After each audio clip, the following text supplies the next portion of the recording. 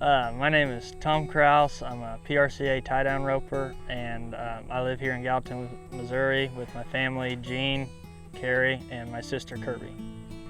I compete in the tie down roping, and this is my 4th professional season, and this was my best so far.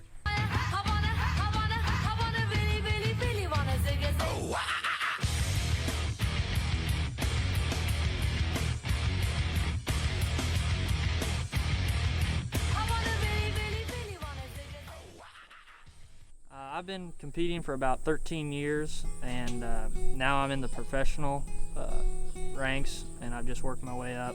So my family got Bob when he was 5 years old, and Dad started him then and took him to rodeos. And then when my sister was in college, he passed her on to her, and she rode him and won college finals on him. And then when I got into high school, I got to ride him more extensively, and I've had him since then. So we've had Bob a long time.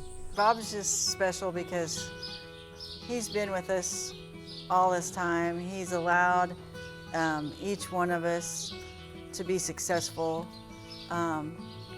He's so consistent, and that's the very best thing about Bob. He's so consistent. Whether it was Kirby or Tom, they can depend on him to do his part. All they have to worry about is doing their part. So rodeoing with Bob was great.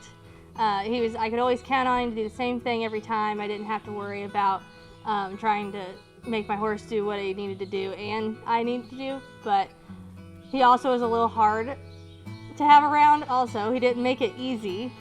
So he was easy to rope on, but traveling with him was kind of hard, but he made the roping part easy and made winning easy. So I guess that's the trade-off I get.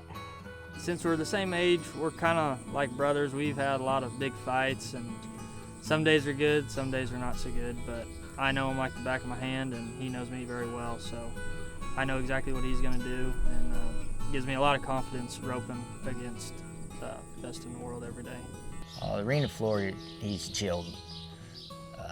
In the pens or at home, he's kind of a turd. Sometimes he won't let you catch him. You tie him up, he'll chew on his lead ropes or whatever just to get loose, just to walk out in the yard, for no other reason than just I can do it. But he's got a personality, like all of them do. But in the arena, he's just solid. I feel like sometimes breeding is important, but I also feel like sometimes you just get that horse, and I feel like Bob's one of those, just that horse, just that good horse. I think any horse trainer would tell you that the horse really makes the trainer.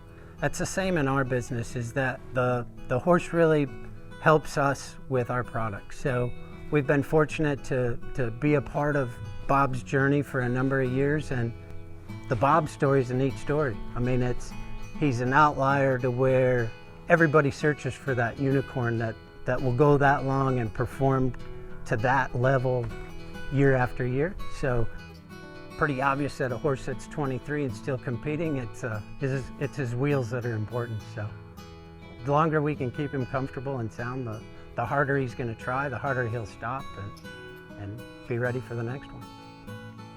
It's just neat to see what a horse can do for someone and for a family. And we're in the horse business, so it's just neat all the way around. When I was 7 or 8, that Jeff sponsored me and my sister on my old horse Eunice, and anyway, that's when I met Jeff, and we've just had a friendship since I was probably 8 or 9 years old. I don't know how long Mom and Dad have known you, but it's been a long time. Tom and Bob are special to us because we've known him since he was little. I remember when Tom was under the bleachers at amateur rodeos, and he was doing all the events from the saddle bronc to the calf roping, and even wore pistols and walk around. So he was one of our first ones when we put together kind of a junior program to where we put patches on kids. And so the journey's been cool because we've known the family and we know the type of people they are.